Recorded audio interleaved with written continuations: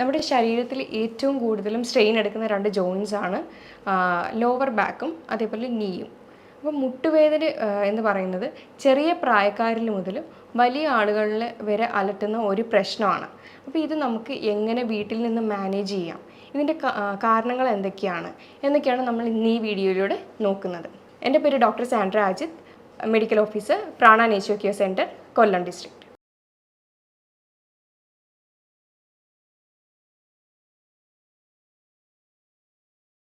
മുട്ടുവേദനയ്ക്ക് പ്രധാനമായും കുറച്ച് കാരണങ്ങളുണ്ട്.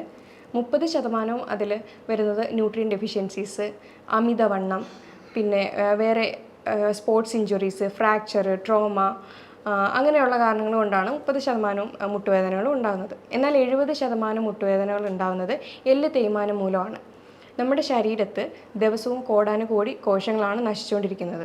എന്നാൽ അത്രയും തന്നെ പുനർജനിക്കുന്നുമുണ്ട്. ഇതേ കാരണങ്ങൾ തന്നെയാണ് നമ്മുടെ ജോയിൻസിൻ്റെ കാര്യത്തിൽ വരുമ്പോൾ. അപ്പോൾ ഇങ്ങനെ ഇരിക്കുന്ന സമയത്ത് ഇതേപോലെ ന്യൂട്രിയൻസിൻ്റെ ഡെഫിഷ്യൻസി മൂലം ഈ എല്ലുകളിൽ തേയ്മാനം വരാനായിട്ടുള്ള ചാൻസ് കൂടുതലാണ്. ഇതിൻ്റെ ലക്ഷണങ്ങളെന്ന് പറയുമ്പോൾ മുട്ടിനുണ്ടാകുന്ന നീർക്കെട്ട്, വേദന, മുട്ട് മടക്കാൻ പ്രയാസം, അതേപോലെ ഒരിടത്തുനിന്ന് എണീറ്റിട്ട് ഇരിക്കാനും ഇരുന്നിട്ട് എണീക്കാനും ഒക്കെ ഉള്ള പ്രയാസവും, പിന്നെ ഒരു സൈഡിലെ മുട്ട് ഏകദേശം തേയ്മാനം ആകുമ്പോഴത്തേക്കും അടുത്ത സൈഡിലേക്ക് വേദനയും കാര്യങ്ങളൊക്കെ വരുമ്പോഴത്തേക്കും അടുത്ത സൈഡിലേക്കാണ് പ്രഷർ കൊടുത്തിട്ട് നിൽക്കുന്നത്. അപ്പോൾ ആ മുട്ടും ഇതേപോലെ തേഞ്ഞ് വരുമ്പോഴത്തേക്കും അങ്ങനെയാണ് ഇതിൻ്റെ മെയിനായിട്ടുള്ള ലക്ഷണങ്ങൾ കണ്ടുവരുന്നത്. കാൽമുട്ടിൻ്റെ വേദന എല്ലാ പ്രായക്കാരിലും കണ്ടുവരുന്ന ഒന്നാണ്. അതായത് കുട്ടികളിൽ 4 തൊട്ട് 10 വയസ്സുള്ള കുഞ്ഞുങ്ങളിലാണെങ്കിൽ ഇത് റെഫേർഡ് പെയിനായിട്ടാണ് കാണിക്കുന്നത്. അതായത് അവരുടെ അരക്കെട്ടിൽ നീർക്കെട്ടോ കാര്യങ്ങളോ എന്തെങ്കിലും ഉണ്ടെങ്കിൽ അത് മുട്ടുവേദനയായിട്ടാണ് പ്രസൻറ്റ് ചെയ്യുന്നത്. എന്നാൽ കൗമാരക്കാരിൽ ഇത് കോൺട്രോ മലേഷ്യ പെറ്റല്ല, അതായത് റണ്ണേഴ്സ് നീ എന്നറിയപ്പെടുന്ന ഒരു കണ്ടീഷൻ മൂലമാണ് ഇത് വരുന്നത്.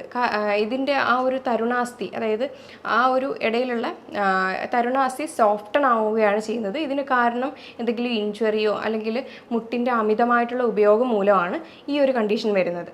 മുതിർന്നവരിൽ മുട്ടുവേദന വരുന്നത് ഓസ്റ്റിയോ ആർത്രൈറ്റിസ് എന്ന കണ്ടീഷനാണ്. ഏതെങ്കിലും തരത്തിലുള്ള വാദം അല്ലെങ്കിൽ ആമവാദം, പിന്നെ ഗൗട്ടി ആർത്രൈറ്റിസ്, ഇങ്ങനെയുള്ള കണ്ടീഷൻസിലാണ് മുതിർന്നവരിൽ മുട്ടുവേദനയുടെ കാരണങ്ങളായിട്ട് വരുന്നത്. അതുകൂടാതെ ന്യൂട്രീഷണൽ ഡെഫിഷ്യൻസീസ് ഉള്ളവർക്കും ഈ പറയുന്ന മുട്ടുവേദന പ്രസൻറ്റ് ചെയ്യുന്നുണ്ട്. അതുപോലെ തന്നെയാണ് ഓവർ വെയ്റ്റ് ആയിട്ടുള്ളവർക്കും മുട്ടുവേദന പ്രസൻറ്റ് ചെയ്യുന്നുണ്ട്. ഓവർ വെയ്റ്റ് എന്ന് പറയുമ്പോൾ നമുക്ക് ശരീരത്തിന് താങ്ങാവുന്നതിനും അപ്പുറം വരുമ്പോഴത്തേക്കും മുട്ടിന് അത് ഒരുപാട് സ്ട്രെസ്സാണ് കൊടുക്കുന്നത്. അപ്പം മുട്ടിന് നമ്മൾ 1 കിലോ കുറയ്ക്കുകയാണെങ്കിൽ തന്നെയും 3 കിലോയോളമാണ് മുട്ടിന് അവിടെ കുറഞ്ഞ് വരുന്നത്. അപ്പോൾ മാക്സിമം ഒന്ന് വെയ്റ്റ് കൺട്രോൾ ചെയ്യാനായിട്ട് തന്നെ നമ്മൾ ശ്രദ്ധിക്കേണ്ടതാണ്. മാസക്കുളി അവസാനിച്ച സ്ത്രീകളിൽ ഇതേപോലെ കാൽഷ്യം മെറ്റബോളിസം കുറയുകയും അതേപോലെ തന്നെ ഈസ്ട്രജൻ ഹോർമോണിൽ ഉണ്ടാകുന്ന വ്യത്യാസമൊക്കെ ഈ മുട്ടുവേദനയ്ക്ക് കാരണമാകുന്നു. ഇതേപോലെ തന്നെയാണ് യൂട്രസ് റിമൂവ് ചെയ്ത സ്ത്രീകൾക്കും തൈറോയിഡ് പ്രശ്നമുള്ളവർക്കും ഒക്കെ കാൽഷ്യം മെറ്റബോളിസത്തിൻ്റെ വ്യത്യാസം വന്നിട്ട് ഇതേപോലെ തന്നെ മുട്ടുവേദന വരാനായിട്ടുള്ള ഒരു കാരണമാണ്. ചില സ്കിൻ കണ്ടീഷൻസിലും നമ്മൾ മുട്ടുവേദന കണ്ടുവരുന്നുണ്ട്. അതായത് സോറിയാറ്റിക് ആർത്രൈറ്റിസ് എന്ന കണ്ടീഷൻസിലും മുട്ടുവേദന പ്രസൻറ്റ് ചെയ്യാറുണ്ട്. നമ്മൾ ആദ്യമായിട്ട്, അതായത് ഒരാൾക്ക് മുട്ടുവേദന വന്നു കഴിഞ്ഞാൽ ആദ്യം വീട്ടിൽ നിന്ന് തന്നെ സ്വയം ചികിത്സയാണ് ചെയ്യുന്നത്. എന്തെങ്കിലും പെയിൻ ബാമോ ഓയിൻമെൻറ്റ്സോ ഒക്കെ പുരട്ടി അതൊന്ന് മാനേജ് ചെയ്യുകയാണ് ചെയ്യുന്നത്. അപ്പോൾ അത് കുറച്ച് നാളത്തേക്കൊന്ന് മാറി നിൽക്കും. എഗെയിൻ വരുമ്പോൾ പിന്നെയും ഇത് ചെയ്യുമ്പോഴത്തേക്ക്, അതായത് പെയിൻ ബാമും അതേപോലെ എന്തെങ്കിലും ഓയിൻമെൻറ്റ്സോ ഒക്കെ പുരട്ടിയാൽ പോലും മാറാത്തൊരവസ്ഥയിലേക്ക് വരുമ്പോൾ സ്വയം തന്നെ പോയിട്ട് വല്ല പെയിൻ കില്ലറോ കാര്യങ്ങളോ ഒക്കെ വാങ്ങി അത് കഴിച്ചിട്ട് എഗെയിൻ പെയിൻ ഒന്ന് മാനേജ് ചെയ്യാനായിട്ടാണ് നോക്കുന്നത്. പിന്നെയും ഇതേപോലെ കുറച്ച് നാൾ മാറി പിന്നെയും എഗെയിൻ അത് മുട്ടുവേദന വരുമ്പോഴത്തേക്കും അതൊരു വേറൊരു സ്റ്റേജിലായിട്ടുണ്ടാവാം. അപ്പോഴായിരിക്കും ഡോക്ടറിൻ്റെ അടുത്ത് കൺസൾട്ട് ചെയ്യാനായിട്ട് വരുന്നത്. നമ്മൾ മുട്ടുവേദനയുടെ ട്രീറ്റ്മെൻറ്റ്സ് എപ്പോഴും അതിൻ്റെ റീസൺ എന്താണെന്ന് അറിഞ്ഞ് തന്നെ ട്രീറ്റ് ചെയ്യുന്നതായിരിക്കും ഏറ്റവും ഉത്തമം. ഇപ്പോൾ വെയിറ്റ് കൂടിയിട്ടുള്ള മുട്ടുവേദനയാണെന്നുണ്ടെങ്കിൽ ഉറപ്പായിട്ടും വെയിറ്റ് കുറച്ച് കഴിഞ്ഞാൽ തന്നെ അവിടെ ഒരു ആശ്വാസം ഉണ്ടാകുന്നതാണ്. അതേപോലെ എക്സർസൈസ് അധികം ഇല്ലാത്ത ആളുകളാണെങ്കിൽ ഉറപ്പായിട്ടും എക്സർസൈസ് ചെയ്ത് തുടങ്ങി കഴിയുമ്പോഴത്തേക്കും മുട്ടുവേദനയ്ക്ക് ശമനം ലഭിക്കുന്നതാണ്. അതുപോലെ മുട്ടിന് ചുറ്റുമുള്ള മസിൽസ് സ്ട്രെങ്തൻ ചെയ്യാനും ഒക്കെ നമ്മൾ ശ്രദ്ധിക്കേണ്ടതാണ്. നമുക്കിനി സാധാരണ വരുന്ന മുട്ടുവേദനയൊക്കെ എങ്ങനെ മാനേജ് ചെയ്യണം, അതായത് പെട്ടെന്ന് വീഴ്ചയിലുണ്ടാകുന്ന മുട്ടുവേദന അങ്ങനെയൊക്കെ വന്നു കഴിഞ്ഞാൽ നമുക്കൊരു മെത്തേഡ് ട്രൈ ചെയ്യാവുന്നതാണ്. റൈസ് എന്ന മെത്തേഡാണ്. അപ്പോൾ ഈ മെത്തേഡിൽ RICE എന്നുള്ള ഒരു അബ്രിവേഷനാണ് വരുന്നത്. R എന്ന് പറഞ്ഞു കഴിഞ്ഞാൽ റെസ്റ്റാണ്, റെസ്റ്റ് എടുക്കുന്നത് മുട്ടുവേദനയുടെ ഒരു ആഘാതം കുറയാനായിട്ട് കാരണമാകുന്നുണ്ട്. ഐ എന്ന് പറയുന്നത് ഐസ് പാക്കാണ്. ഐസ് പാക്ക് അപ്ലൈ ചെയ്ത് കഴിഞ്ഞാൽ ഒരുവിധമുള്ള ബുദ്ധിമുട്ടുകളും നീർക്കെട്ട് എന്തെങ്കിലും ഉണ്ടെങ്കിൽ അതങ്ങ് മാറുന്നതായിരിക്കും. സി എന്ന് പറഞ്ഞു കഴിഞ്ഞാൽ കംപ്രഷനാണ്. എന്തെങ്കിലും ഒരു ചെറിയ ബാൻഡേജോ അങ്ങനത്തെ രീതിയിൽ എന്തെങ്കിലും ഒന്ന് ചുറ്റി വെച്ച് കഴിഞ്ഞാൽ അത്രയും ഒരു ആശ്വാസം കിട്ടുന്നതായിരിക്കും. പിന്നെ ഇ എന്ന് പറഞ്ഞു കഴിഞ്ഞാൽ എലവേഷൻ, അതായത് മുട്ട് താഴ്ത്തി തൂക്കിയിടാതെ അപ്പോൾ തന്നെ ഒന്ന് എടുത്ത് എലവേറ്റ് ചെയ്ത് ഉയർത്തി വെക്കുന്നത് നല്ലതായിരിക്കും. ഇങ്ങനെ ഒരു 3-4 ദിവസം ചെയ്തിട്ടും മുട്ടുവേദനയ്ക്ക് ശമനമില്ലെങ്കിൽ ഉറപ്പായിട്ടും ഒരു ഡോക്ടറിനെ കൺസൾട്ട് ചെയ്യേണ്ടത് വളരെ അത്യാവശ്യമായിട്ടുള്ളൊരു കാര്യമാണ്. മുട്ടുവേദനയുടെ പ്രധാന കാരണം നമ്മൾ പറഞ്ഞായിരുന്നു പോഷകക്കുറവ് മൂലമാണെന്ന്. അതേപോലെ ഒരുപാട് ഷുഗർ ഇൻടേക്ക് എടുക്കുന്നവർക്കും നമ്മുടെ ന്യൂട്രിയൻസ് അധികമായിട്ട് അബ്സോർവ് ആവത്തില്ല. അപ്പോൾ ഈ ഷുഗർ കൂടുതൽ ചെന്ന് കഴിഞ്ഞാൽ നമുക്ക് തേയ്മാനം ഉണ്ടാവാനുള്ള ചാൻസ് കൂടുതലാണ്. ഇത് തന്നെയാണ് കുഞ്ഞുങ്ങൾക്കും മുട്ടുവേദന വരാനായിട്ടുള്ള ഒരു കാരണം അവരും കൂടുതലും ഷുഗർ കണ്ടൻ്റാണ് അധികമായിട്ട് എടുക്കുന്നത്. അപ്പോൾ ന്യൂട്രിയൻസിൻ്റെ അബ്സോർപ്ഷൻ കുറഞ്ഞിട്ട് ഈ ഒരു മുട്ടുവേദന എന്നുള്ള ഒരു സ്റ്റേജിലേക്ക് എത്താനായിട്ടുള്ള ചാൻസ് കൂടുതലാണ്. പിന്നെ അതുപോലെ തന്നെ ഒരു തെറ്റിദ്ധാരണയുണ്ട്, മുട്ടുവേദന വന്നു കഴിഞ്ഞാൽ ഉടനെ വിചാരിക്കും ഓക്കെ അത് കാൽഷ്യത്തിൻ്റെ ഡെഫിഷ്യൻസിയാണ് എന്ന് പറഞ്ഞിട്ട് പോയിട്ട് സ്വയമായിട്ട് തന്നെ ഒരു കാൽഷ്യം സപ്ലിമെൻ്റൊക്കെ വാങ്ങിച്ച് കഴിക്കുന്നവരാണ് നമ്മളിൽ പലരും. എന്നാൽ കാൽഷ്യം മാത്രം കഴിച്ചു കഴിഞ്ഞാൽ ഇതിനൊരു കാരണമാകുന്നുണ്ടോ എന്നുള്ളത് ആരും ചിന്തിക്കുന്നില്ല. ഇങ്ങനെ അധികമായിട്ട് കാൽഷ്യത്തിൻ്റെ സപ്ലിമെൻറ്റ്സ് എടുക്കുകയാണെങ്കിൽ ചിലപ്പോൾ അത് കിഡ്നി സ്റ്റോൺസ് എന്നുള്ള ഫോർമേഷനിലേക്ക് മാറാനായിട്ടുള്ള ഒരു ചാൻസും കൂടുതലാണ്. അതേപോലെ അതിന് അത്യാവശ്യമായിട്ടുള്ള വൈറ്റമിൻസും മിനറൽസും നമുക്ക് സപ്ലിമെൻറ്റ്സ് വഴിയോ അല്ലെങ്കിൽ ഫുഡ് വഴിയോ എടുക്കാവുന്നതാണ്. ആവശ്യമുള്ള പോഷകങ്ങൾ നമുക്ക് അതായത് വൈറ്റമിൻസ് ആയാലും മിനറൽസ് ആയാലും നമുക്ക് സപ്ലിമെൻറ്റ് വഴിയും അഥവാ ഫുഡ് വഴി എടുക്കാവുന്നതാണ്. പ്രധാനമായിട്ട് കാൽഷ്യവും വൈറ്റമിൻ ഡിയുമാണ്. കാൽഷ്യം എടുക്കുമ്പോൾ അതിൻ്റെ കൂടെ വൈറ്റമിൻ ഡി എടുക്കേണ്ടത് അത്യാവശ്യമാണ്. വൈറ്റമിൻ ഡി ഉണ്ടെങ്കിൽ മാത്രമാണ് കാൽഷ്യം നന്നായിട്ട് അബ്സോർബ് ആവുന്നത്. അതുപോലെ തന്നെയാണ് ഗ്ലൂക്കോസമൈൻ എന്ന് പറയുന്ന ഒരു കണ്ടൻറ്റ്, അത് നമുക്ക് ഉള്ളിൽ ചെല്ലുമ്പോൾ ഹൈപ്പോ അസിഡിറ്റി എന്ന കണ്ടീഷൻസിനെ അത് കോപ്പപ്പ് ചെയ്ത് നമുക്ക് ആ ഒരു ബുദ്ധിമുട്ട് കുറച്ച് നമുക്ക് നല്ലൊരു, അതായത് ഹൈപ്പോ അസിഡിറ്റി കണ്ടീഷൻസിൽ മുട്ടുവേദന വരാനായിട്ടുള്ള ചാൻസ് ഉണ്ട്. അതുപോലെ തന്നെയാണ് മുട്ടിൻ്റെ ഇടയിലുള്ള ഫ്ലൂയിഡ് പുനർനിർമ്മിക്കാനായിട്ട് ഗ്ലൂക്കോസമൈൻ വളരെ അത്യാവശ്യമായിട്ടുള്ളൊരു കാര്യമാണ്. അപ്പോൾ അവിടെ എന്തെങ്കിലും നീർക്കെട്ടോ കാര്യങ്ങളോ ഉണ്ടെങ്കിൽ ഈ ഗ്ലൂക്കോസമൈൻ എന്ന കണ്ടൻറ്റ് അതവിടെ കുറച്ച് കൊണ്ടുവരികയാണ് ചെയ്യുന്നത്. അതേപോലെ തന്നെ അത്യാവശ്യമായിട്ടുള്ളതാണ് മഗ്നീഷ്യവും വൈറ്റമിൻ സിയും. അതേപോലെ മഗ്നീഷ്യം നന്നായിട്ട് ആക്റ്റീവ് ഫോമിലേക്ക് അബ്സോർബ് ആവണമെങ്കിൽ വൈറ്റമിൻ സിയും കൂടെ എടുക്കുന്നത് വളരെ നല്ലൊരു കാര്യമാണ്. ഇനി മുട്ടുവേദനയ്ക്ക് വേണ്ടുന്ന മറ്റ് കുറച്ച് മിനറൽസിൻ്റെ ഏതൊക്കെയാണെന്ന് നമുക്ക് നോക്കാം. സിങ്ക് വളരെ അത്യാവശ്യമായിട്ടുള്ള ഒരു മിനറലാണ്. അതുപോലെ തന്നെയാണ് selenium, potassium, phosphorus, vitamin B12, പിന്നെ omega-3 ഫാറ്റി ആസിഡ്സ്. അത് ചെറു മത്സ്യങ്ങളിലെല്ലാം അവൈലബിൾ ആയിട്ട് ഉള്ള ഒന്നാണ്. ഇനി ചില കാര്യങ്ങൾ നമ്മൾ അവോയ്ഡ് ചെയ്യേണ്ടതായിട്ടുണ്ട്. അതായത് കഫൈൻ്റെ ഉപയോഗം ഉണ്ടെങ്കിൽ അതൊക്കെ ഒന്ന് ഒഴിവാക്കുക. അങ്ങനെയുണ്ട് കഫൈനായാലും നമ്മൾ ടാനിൻ, അതായത് ടീയിലടങ്ങിയ കണ്ടൻ്റാണ്. അപ്പോൾ ഇതൊക്കെ ഉണ്ടെങ്കിൽ കാൽഷ്യത്തിൻ്റെ ആയാലും അയണിൻ്റെ ആയാലും അബ്സോർപ്ഷൻ കറക്റ്റായിട്ട് നടക്കത്തില്ല. അത് ചിലർ കൂടുതലും ഭക്ഷണത്തിൻ്റെ കൂടെയാണ് ചായ ആയാലും കാപ്പി ആയാലും കുടിക്കുന്നത്. അപ്പോൾ നമ്മുടെ ന്യൂട്രിയൻസ് അബ്സോർപ്ഷൻ കറക്റ്റായിട്ട് നടക്കത്തില്ല. അതേപോലെ തന്നെയാണ് റിഫൈൻഡ് ഓയിലായിട്ടുള്ള സൺഫ്ലവർ, പാം ഓയിൽ, ഇതൊക്കെ വേദനകളെ നീർക്കെട്ട് കൂട്ടുകയാണ് ചെയ്യുന്നത്. അപ്പോൾ അതുകൊണ്ട് കോക്കനട്ട് ഓയിലും ഒലിവ് ഓയിലും ഒക്കെയാണ് ഏറ്റവും ബെറ്റർ ആയിട്ടുള്ളൊരു ഓപ്ഷൻ. പിന്നെ ഷുഗർ കണ്ടൻറ്റൊക്കെ അധികമായിട്ട് എടുക്കുന്നവരാണെങ്കിൽ, അതായത് പല ബേക്കറി പലഹാരങ്ങളിലും ഹൈ ഫ്രക്ടോസ് കോൺ സിറപ്പ് അടങ്ങിയ ബേക്കറി ഐറ്റംസിലും സോഫ്റ്റ് ഡ്രിങ്ക്സ് അങ്ങനെയുള്ള സാധനങ്ങളൊക്കെ മാക്സിമം ഒന്ന് കുറച്ച് നമ്മൾ കൂടുതലും ഇൻക്ലൂഡ് ചെയ്യാൻ നോക്കുക. വെജിറ്റബിൾസും ഫ്രൂട്ട്സും ഒക്കെ നന്നായിട്ട് നമ്മുടെ ഭക്ഷണത്തിൽ ഉൾപ്പെടുത്താനായിട്ട് ശ്രദ്ധിക്കുക. ഇനി ആൽക്കഹോൾ സ്മോക്കിംഗ് ഒക്കെ ഉള്ളവരാണെങ്കിൽ അത് ഉറപ്പായിട്ടൊന്ന് ക്വിറ്റ് ചെയ്ത് കഴിഞ്ഞാൽ നല്ലൊരു മാറ്റം തന്നെ നമുക്ക് കാണാൻ പറ്റും. പിന്നെ ഞാൻ പറയാം, ലീക്കി ഗട്ട് എന്ന കണ്ടീഷൻസും ഇതേപോലുള്ള പല ബുദ്ധിമുട്ടുകളും നമുക്ക് കോസ് ചെയ്യുന്നുണ്ട്. പ്രത്യേകിച്ചും റുമറ്റോയ്ഡ് ആർത്രൈറ്റിസ്, ആമവാദം പോലെയുള്ള ബുദ്ധിമുട്ടുകളിലും ഈ മുട്ടുവേദന പോലുള്ള പ്രശ്നങ്ങൾ കണ്ടുവരുന്നുണ്ട്. അപ്പോൾ അങ്ങനെയുള്ള പ്രശ്നങ്ങളെല്ലാം നമുക്ക് ജീവിതശൈലി മാറ്റത്തിലൂടെ തന്നെ ചെയ്യാവുന്നതാണ്. എക്സസീവ് ബാക്ടീരിയ ടോക്സിൻസ് ഒക്കെ ഉണ്ടെങ്കിൽ അത് നമുക്ക്, അതായത് വായ്നാറ്റം അങ്ങനെയൊക്കെ എന്തെങ്കിലുമൊക്കെ ഉണ്ടെങ്കിൽ നമുക്ക് ഓയിൽ പുള്ളിങ് വളരെ നന്നായിട്ട് ഹെൽപ്പ് ചെയ്യുന്ന ഒന്നാണ്. രാവിലെ ഒരു കവിള് കോക്കനട്ട് ഓയിൽ വായിൽ നന്നായിട്ട് കുറച്ച് നേരം വെച്ചിട്ട് അത് അങ്ങ് കൊപ്പിളിച്ച് കളഞ്ഞു കഴിഞ്ഞാൽ നമുക്കൊരു നല്ലൊരു ആശ്വാസം കിട്ടുന്ന ഒരു റെമഡിയാണ്. ഇനി നമുക്ക് നോക്കാവുന്നത് ക്രൂസിഫറസ് വെജിറ്റബിൾസ് ആയ കോളിഫ്ലവർ, ബ്രൊക്കോളി, ക്യാബേജ് ഇതൊക്കെ നമ്മുടെ ഭക്ഷണത്തിൽ ഇൻക്ലൂഡ് ചെയ്യുന്നത് വളരെയധികം നല്ലതാണ്. പിന്നെ ഇലക്കറികളൊക്കെ ഇൻക്ലൂഡ് ചെയ്യുന്നത് വളരെ നല്ലതാണ്. പലതരത്തിലുള്ള ബെറീസ് നമ്മുടെ ഫുഡിൽ ഇൻക്ലൂഡ് ചെയ്യുന്നത് വളരെ നല്ലതാണ്. ഇത് വൈറ്റമിൻസും ആൻറ്റി ഓക്സിഡൻറ്റ് റിച്ച് ആണ്. പ്രധാനമായിട്ട് സ്ട്രോബെറി, ബ്ലൂബെറി, ബ്ലാക്ക്ബെറി ഇതൊക്കെ നമുക്ക് ഇൻക്ലൂഡ് ചെയ്യുന്നത് വളരെ നല്ലതാണ്.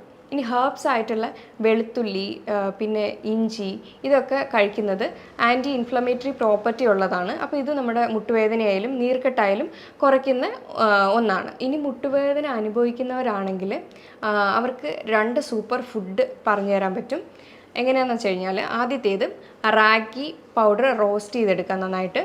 എന്നിട്ട് അതിലേക്ക് കുറച്ച് ബദാം ആഡ് ചെയ്യുക, കുറച്ച് കാഷ്യൂസ് ആഡ് ചെയ്യുക, കുറച്ച് എള്ള്, പിന്നെ കോക്കനട്ട് ഓയിൽ, ഇതെല്ലാം കൂടെ മിക്സ് ചെയ്ത് ഡേറ്റ്സും കൂടെ ആഡ് ചെയ്യുക. ഡേറ്റ്സും കൂടെ ഒബീസിറ്റി ഉള്ള, അതായത് അമിതവണ്ണം ഉള്ളവരാണെങ്കിൽ ഡേറ്റ്സ് ആഡ് ചെയ്യണമെന്നില്ല. ഇതെല്ലാം കൂടെ ആഡ് ചെയ്ത് മിക്സ് ചെയ്തിട്ട് ഒരു ബോൾസ് പോലെ ആക്കി വെക്കുക.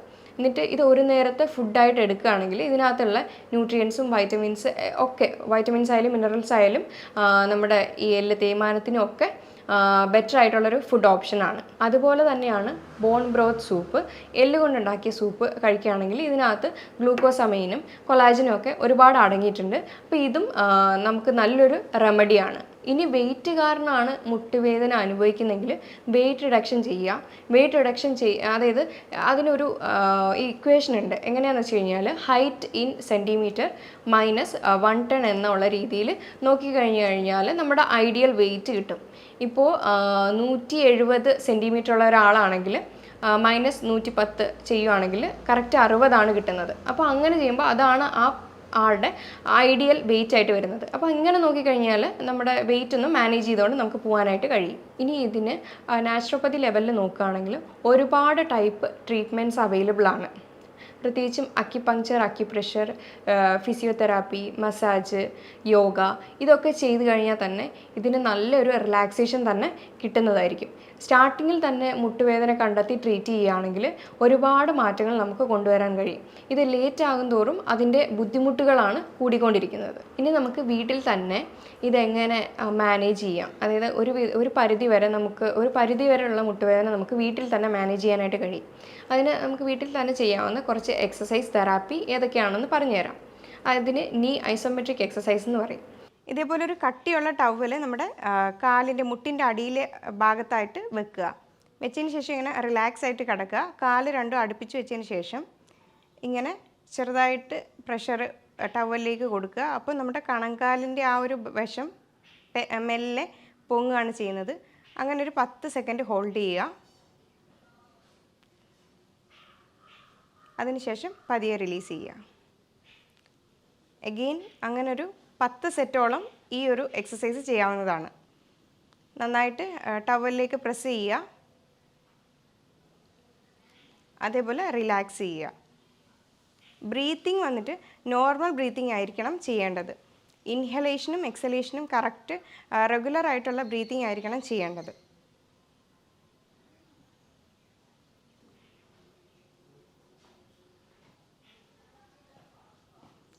ഇതാണ് ആദ്യത്തെ എക്സസൈസ്. ഇത് രണ്ടാമത്തെ എക്സസൈസാണ്. മാറ്റിലേക്ക് ഇങ്ങനെ നിവർന്ന് കിടക്കുക. കാലുകൾ രണ്ടും അടുപ്പിച്ച് വെക്കുക, കൈകൾ രണ്ടും അടുപ്പിച്ച് വെക്കുക. ബ്രീത്തിങ് നോർമൽ ബ്രീത്തിങ് ആണ്. ഇതും ഒരു 10 സെറ്റോളം ചെയ്യാവുന്നതാണ്. ഇതിന് ആംഗിൾ പമ്പിങ് എക്സസൈസ് എന്ന് പറയും. ആംഗിൾ പമ്പിങ് എക്സസൈസ് എന്ന് പറഞ്ഞു കഴിഞ്ഞാൽ നമ്മുടെ 2 കാലുകളും അടുപ്പിച്ച് വെച്ചതിന് ശേഷം കണങ്കാല് ഫ്രണ്ടിലേക്കും ബാക്കിലേക്കും ആക്കുക. ഇതുപോലെ ഒരു 10 സെറ്റ് ദിവസവും ചെയ്യുക.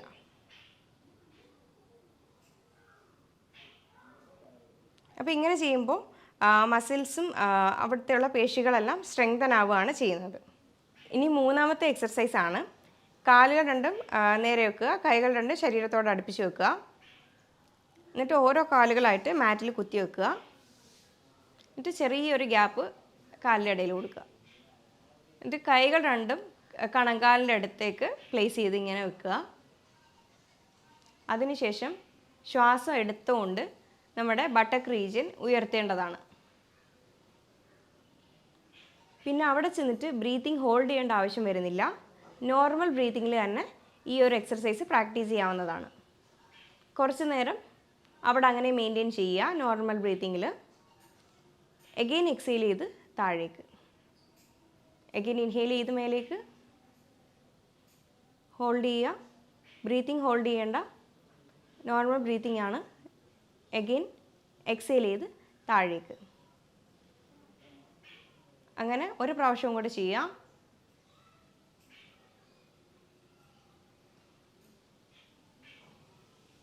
ഇങ്ങനെ എത്ര ടൈം നമുക്ക് ഹോൾഡ് ചെയ്യാൻ പറ്റുന്നോ അങ്ങനെ മെയിൻറ്റെയിൻ തന്നെ ചെയ്ത് നിന്നാൽ നല്ലതായിരിക്കും. പിന്നെ ഇതിന് ബ്രീത്തിങ് ഹോൾഡ് ചെയ്ത് ചെയ്യണ്ട എന്ന് പറഞ്ഞതിൻ്റെ കാരണം തന്നെ ചിലപ്പോൾ എന്തെങ്കിലും മസിൽ ക്രാംസോ അല്ലെങ്കിൽ മസിൽ കയറി പിടുത്തം ഒക്കെ വരാനായിട്ടുള്ള ചാൻസ് കൂടുതലാണ്. അതുകൊണ്ട് ഇതിന് ബ്രീത്തിങ് വളരെ ഇമ്പോർട്ടൻ്റ് ആയിട്ടുള്ള ഒരു കാര്യമാണ്. അപ്പോൾ ഇത്രയൊക്കെ ചെയ്താൽ തന്നെ ദിവസവും 1-2 പ്രാവശ്യം ഈ പറയുന്ന എക്സർസൈസ് എല്ലാം ചെയ്തു കഴിഞ്ഞാൽ തന്നെ ഒരു പരിധി വരെയുള്ള മുട്ടുവേദന നമുക്ക് വീട്ടിൽ നിന്ന് തന്നെ കുറയ്ക്കാൻ പറ്റും. ഈ എക്സർസൈസ് മാത്രം ചെയ്തുകൊണ്ട് ഒരിക്കലും ഒരു കാര്യമില്ല. ഞാൻ നേരത്തെ വീഡിയോയിലൂടെ പറഞ്ഞതുപോലെ ആ ഭക്ഷണങ്ങളും സപ്ലിമെൻറ്റ്സ് എടുക്കണമെങ്കിൽ അങ്ങനെയും എടുക്കുക. എന്നാൽ അതിൻ്റെ കൂടെ ഈ ഒരു എക്സർസൈസുകളും കാര്യങ്ങളൊക്കെ ചെയ്യുമ്പോഴായിരിക്കും നല്ലൊരു മാറ്റമായിട്ട് വരുന്നത്. ഇനി യോഗാസനാസ് നോക്കുകയാണെങ്കിൽ അത് നീ ബെൻഡ് ചെയ്തിട്ട് ഇല്ല സിറ്റിംഗ് പോസ്ചറിൽ കുറച്ച് നേരം ഇരിക്കുക, അതേപോലെ റിലാക്സ് ചെയ്യുക. ഇത് ഒരുപാട് വേദന ഉള്ളവരാണെങ്കിൽ അത് ചെയ്യാതിരിക്കുന്നതായിരിക്കും നല്ലത്. ഒരു ചെറിയ വേദനയൊക്കെ ആണെങ്കിൽ ഈ ഒരു എക്സസൈസ് തന്നെ ചെയ്തു നോക്കുക. നമ്മുടെ മസിൽസും മുട്ടിന് ചുറ്റുമുള്ള പേശികളും ഒക്കെ സ്ട്രെങ്തൻ ആവുകയാണ് ചെയ്യുന്നത്. പിന്നെ അതുപോലെ തന്നെയാണ് താടാസന. താടാസന എന്ന് പറയുമ്പോൾ നമ്മുടെ കാലിലെ വിരലുകളിൽ മാത്രം നിൽക്കുന്ന ഒരു എക്സസൈസാണ്. അപ്പോൾ അത് വെരിക്കോസ് വെയിൻ ആയാലും അങ്ങനെയുള്ള പല ബുദ്ധിമുട്ടുകൾക്കും ഈ താടാസന എന്ന് പറയുന്ന ആസനാസ് ഹെൽപ്പ് ചെയ്യുന്നതാണ്. താടാസന എന്ന് പറയുമ്പോൾ നമ്മുടെ കാഫ് മസിൽസിനെല്ലാം നല്ലോണം സ്ട്രെങ്തൻ ചെയ്യുന്ന ഒരു എക്സസൈസും കൂടിയാണ്. ഇപ്പോൾ നമ്മൾ പറഞ്ഞായിരുന്നു ലെഗ് റേസിങ് ചെയ്യുമ്പോൾ 2 സൈഡിലുമായിട്ട് ചെയ്യുക. ഇത് നമ്മുടെ മസിൽസിനെല്ലാം നന്നായിട്ട് സ്ട്രെങ്തൻ ചെയ്യുകയാണ് ചെയ്യുന്നത്. ഇത്രയൊക്കെ ചെയ്ത് കഴിഞ്ഞാൽ തന്നെ നമ്മുടെ ഒരു പരിധി വരെയുള്ള മുട്ടുവേദനകളും കാര്യങ്ങളും അതിൻ്റെ കഷ്ടതകളും ഒക്കെ കുറയ്ക്കാനായിട്ട് നമ്മളെ കൊണ്ട് കഴിയും. എന്നിട്ടും കഴിയാത്തവരാണെങ്കിൽ ഒരു ഡോക്ടറിനെ കൺസൾട്ട് ചെയ്ത് അതിൻ്റേതായ ആവശ്യമുള്ള ട്രീറ്റ്മെൻറ്റ് തന്നെ എടുക്കേണ്ടത് വളരെ അത്യാവശ്യമാണ്. ഞാൻ ഈ പറഞ്ഞ കാര്യങ്ങൾ എന്തെങ്കിലും ഡൗട്ടോ കാര്യങ്ങളോ ഉണ്ടെങ്കിൽ താഴെ തന്നിരിക്കുന്ന നമ്പറിൽ കോൺടാക്റ്റ് ചെയ്യാവുന്നതാണ്. ഇനി അടുത്ത വീഡിയോയുമായി വീണ്ടും കാണാം. Thank you.